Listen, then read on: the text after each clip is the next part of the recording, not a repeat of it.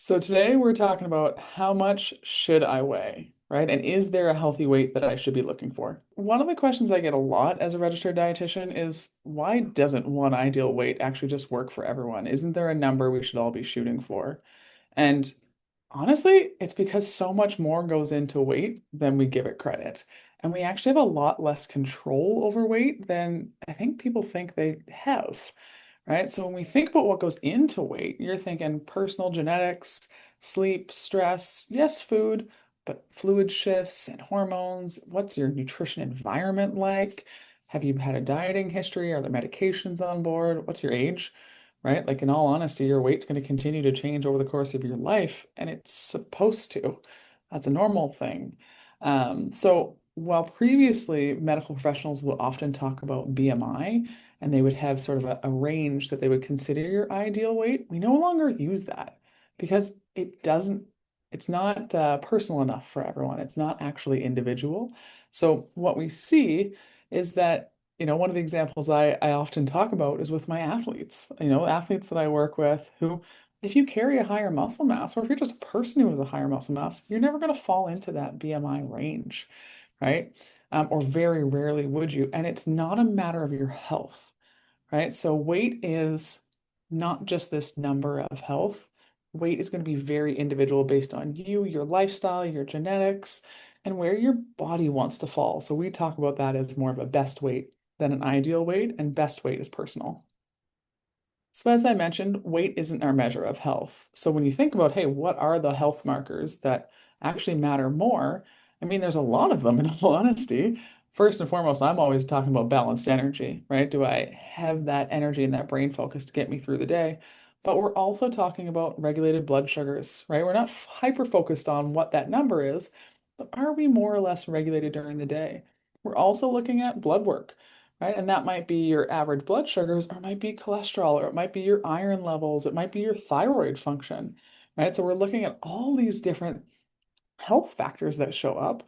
There's also things like, hey, can I actually self-regulate my emotions, right? Or am I eating in a way that's supporting sleep and I can actually relax and rest and get a quality sleep overnight? We also really value when food doesn't take so much brain space. In all honesty, one of the biggest things we do as dietitians is try to make food feel easier. And so that is actually a health marker because what we want is for you to have the energy to move your body in a way that you want, to eat in a way that supports your nutrient needs, but doesn't take up your brain space.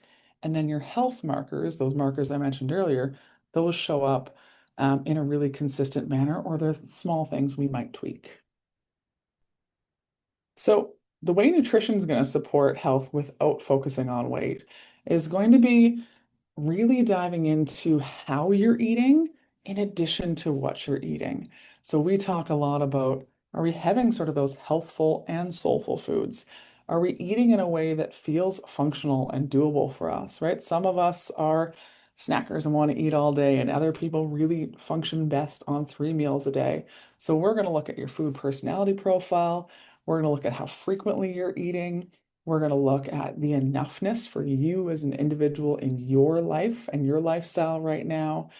We're also going to, of course, look at, hey, do you have enough protein for you and your goals, right? Do you have enough fiber coming in for healthy digestion and overall health factor and healthy gut microbiome? We're getting enough carbs in space throughout your day, so those macronutrients.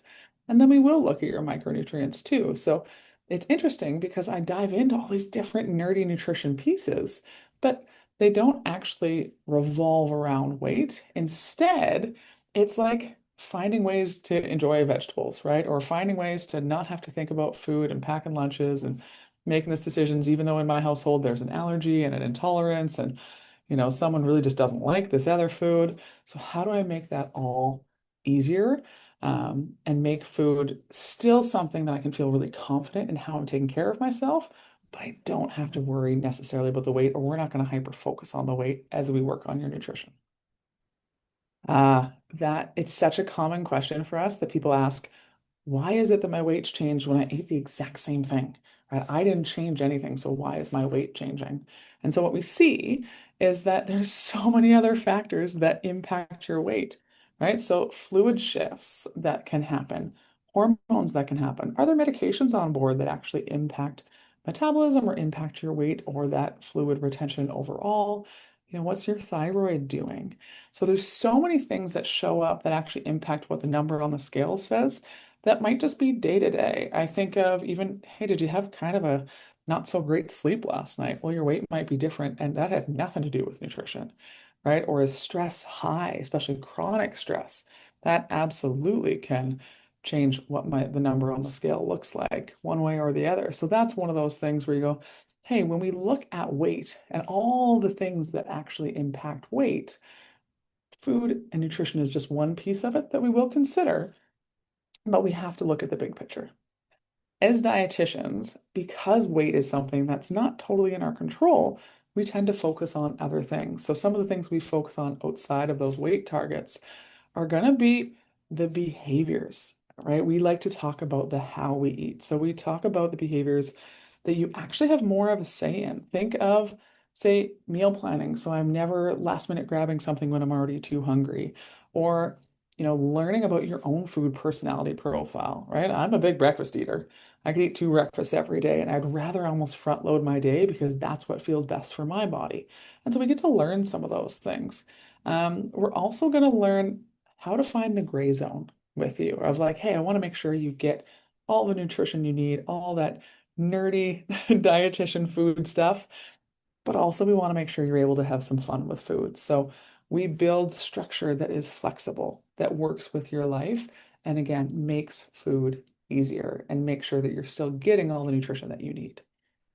So if you're looking for a little bit more support around how to understand your weight, knowing what to do with weight, and maybe learning how to look at all those other factors we talked about, reach out to us. A registered dietitian can definitely help.